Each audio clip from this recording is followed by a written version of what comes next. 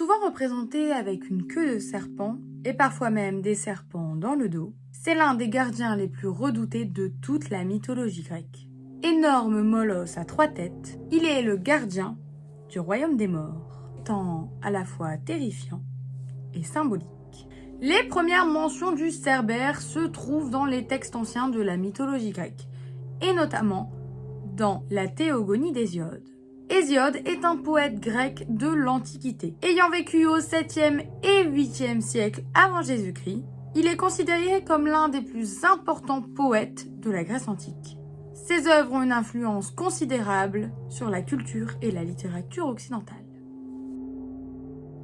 Dans les profondeurs de la mythologie grecque, bien avant l'ordre des dieux, naissent des êtres façonnés par le chaos. Cerbère, le chien aux multiples têtes, est l'un d'eux, gardien des morts et terreur des vivants. Son origine est aussi sombre que sa fonction. Il est le fils de Typhon, titan monstrueux aux 100 têtes, et d'Échidna, créature mi-femme, mi-serpent, surnommée la mère de tous les monstres. Cerbère est leur rejeton, frère d'autres terreurs célèbres, l'hydre de Lerne, la chimère, le lion de Némée, et même Orthros, le chien à 2 têtes. Mais Cerbère est unique, né pour veiller sur l'un des royaumes les plus redoutés, les enfers. Là, dans les sombres profondeurs du monde souterrain, il garde l'entrée du royaume d'Hadès, dieu des morts. Sa mission, empêcher les âmes de fuir et les vivants d'entrer. Cerbère est souvent représenté avec 3 têtes, parfois bien plus selon les versions, chacune capable de flairer la moindre intrusion. Son cou est souvent orné de serpents et sa queue elle-même peut être reptilienne. Il ne parle pas, il grogne, il montre les crocs et il attend. Nul ne le combat, nul ne le vainc. Il est le seuil entre les mondes. Seuls quelques héros parviennent à passer devant lui, comme Orphée, de par la musique, Énée, de par la ruse, Psyché, grâce à un gâteau au miel. Mais un seul ose le confronter de front, Héraclès, lors de son dernier travail. Sans armes, avec la seule force de ses bras, il affronte le monstre et le ramène au monde des vivants. Une épreuve ultime.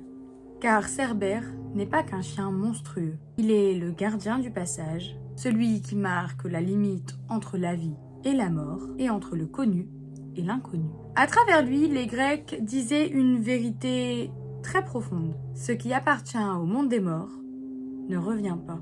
Et Cerbère est là pour le rappeler. Après avoir accompli 11 exploits surhumains, Héraclès s'apprête à affronter son ultime épreuve, mais à la fois la plus redoutable de toutes, celle qui l'amènera au-delà du monde des vivants. Le roi Eurysthée lui impose une tâche jugée impossible, descendre aux enfers et ramener Cerbère, le monstrueux chien à 3 têtes, et ce, vivant. Héraclès se rend alors à Ténare, l'une des portes vers le royaume des morts. Avant d'y entrer, il est initié au mystère d'Éleusis, des rites sacrés qui lui accordent le droit de pénétrer dans l'au-delà en tant que vivant. Dans les profondeurs du monde souterrain, il croise les ombres des défunts, affronte des esprits hostiles et libère Thésée, prisonnier des enfers après une tentative malheureuse d'enlever Perséphone. Finalement, Héraclès se présente devant Hadès et Perséphone. Il leur demande l'autorisation d'emporter Cerbère à la surface. Hadès accepte, mais il pose une condition. Héraclès devra capturer l'animal sans le blesser et sans utiliser d'armes. Héraclès accepte. Il s'avance alors vers Cerbère, une créature effroyable au corps hérissé de serpents, dotée de 3 têtes rugissantes et d'une queue de dragon. Le combat est terrible. Le chien des enfers se jette sur lui, le mord, le griffe, il hurle. Mais le héros tient bon. À main nue, par sa force seule, il parvient à maîtriser la bête. Il l'enchaîne et la ramène au royaume des vivants. À la vue du monstre, le roi Eurysthée est pris de panique et se cache dans une jarre. Héraclès, Après avoir accompli sa mission, retourne Cerbère à son poste dans les ténèbres de l'enfer. Par ce dernier exploit, Héraclès a vaincu non pas un monstre, mais la mort elle-même. Il est l'un des rares mortels à être descendu aux enfers et à en être revenu vivant. Le 12e et ultime travail est accompli. Le nom d'Héraclès est à jamais gravé dans la légende des héros. Orphée était un poète et un musicien hors du commun. On disait que sa lyre pouvait faire pleurer les pierres, danser les arbres, et même apaiser les cœurs les plus durs. Mais un jour, son bonheur s'effondra. Eurydice, la femme qu'il aimait plus que tout, fut mordue par un serpent et mourut. Elle fut emportée alors dans les profondeurs du royaume des morts. Inconsolable, Orphée prit une décision insensée. Il descendrait aux enfers pour la ramener. Il franchit les rivières sombres du monde souterrain, bravant les ombres, les morts et les peurs. Mais un obstacle terrifiant se dressa devant lui. Cerbère, le chien à 3 têtes, gardien impitoyable des enfers. Là où la force échoue, Orphée usa de son don. Il saisit sa lyre, ferma les yeux et joua. Une mélodie douce, lente, triste et magnifique s'éleva dans les ténèbres. Et Cerbère, ce monstre que nul ne pouvait vaincre, s'apaisa. Ses grognements se turent, ses têtes se baissèrent. Ainsi, le gardien des morts, charmé, laissa Orphée passer. Plus loin, au cœur des enfers, Orphée se présenta devant Hadès et Perséphone. Il ne supplia pas, il ne négocia pas, il chanta. Une chanson d'amour si pure que même les cœurs glacés du roi et de la reine des morts furent émus. Hadès accepta. Eurydice pourrait le suivre, mais à une seule condition. Orphée ne devait pas se retourner tant qu'il n'aurait pas quitté les enfers. Le poète prit la route du retour, guidé par la foi. Derrière lui, il entendait les pas d'Eurydice, mais il ne pouvait pas la voir. Il douta, et juste avant de sortir à la lumière du jour, il se retourna. Eurydice était là, elle le regardait, et aussitôt, elle fut arrachée à lui, une seconde fois, et cette fois-ci, pour toujours. Et même la musique ne pourrait plus la sauver. Et Cerbère, impassible, reste là, gardien éternel des portes que l'on ne franchit qu'une fois. Après la chute de Troie, Énée, prince troyen et fils de la déesse Aphrodite, fuit sa terre natale dans le but d'accomplir une mission divine, fonder un nouveau royaume. Mais avant de bâtir l'avenir, il doit comprendre le passé. Il doit entendre la voix de son père, Anchise, mort peu avant leur arrivée en Italie. Pour cela, Énée doit faire ce que peu d'hommes ont osé, descendre dans les enfers.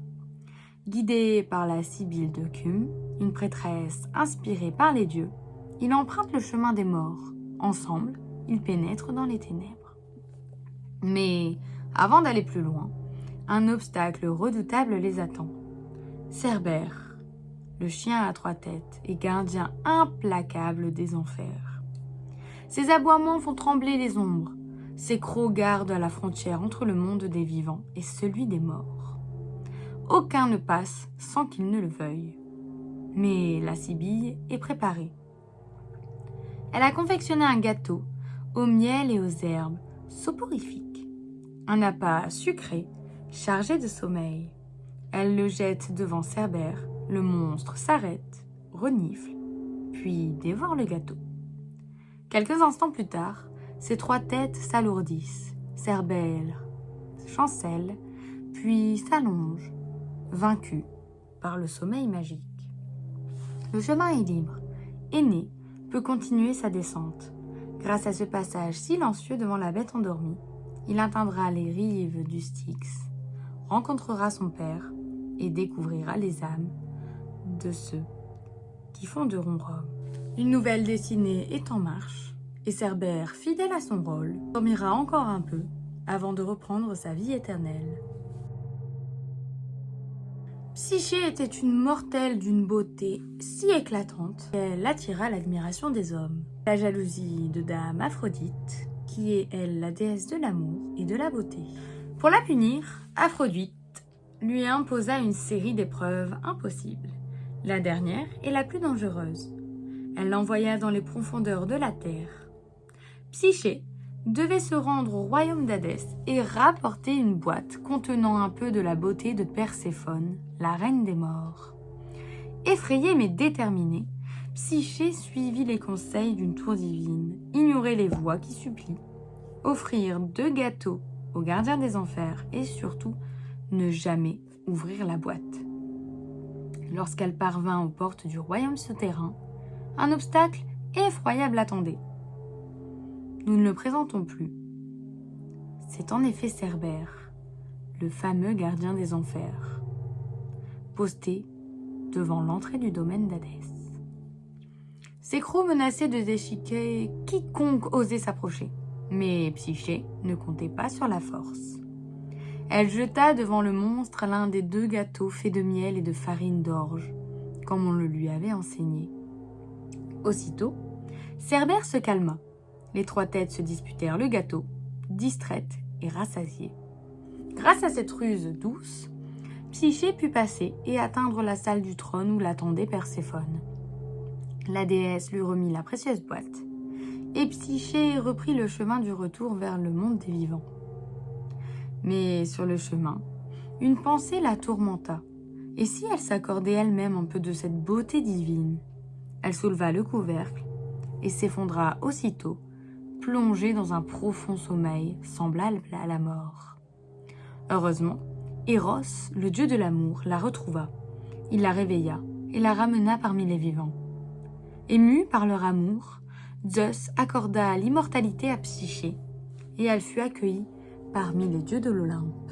Elle, dont le nom signifie l'âme, avait traversé les enfers, affronté Cerbère et uni pour toujours l'âme à l'amour. Le Cerbère incarne bien plus qu'un simple chien à 3 têtes. Il représente la frontière entre la vie et la mort, entre l'humain et l'inconnu. C'est un gardien, un protecteur et surtout un symbole de force, de vigilance et de protection ultime. Cette créature mythologique représente à travers ses 3 têtes, le passé, le présent et le futur, ou encore même la naissance, la vie, mais aussi la mort.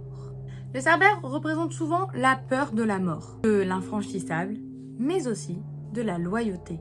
Il n'est pas un monstre maléfique, mais un protecteur sacré, qui garde à lui seul l'équilibre entre les mondes.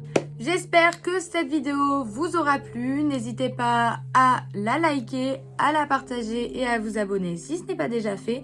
On se retrouve dans une prochaine vidéo pour encore plus de mythes et de légendes de notre monde. En attendant, on n'oublie pas que chaque histoire mérite d'être racontée et que derrière chaque flamme se cache un mythe.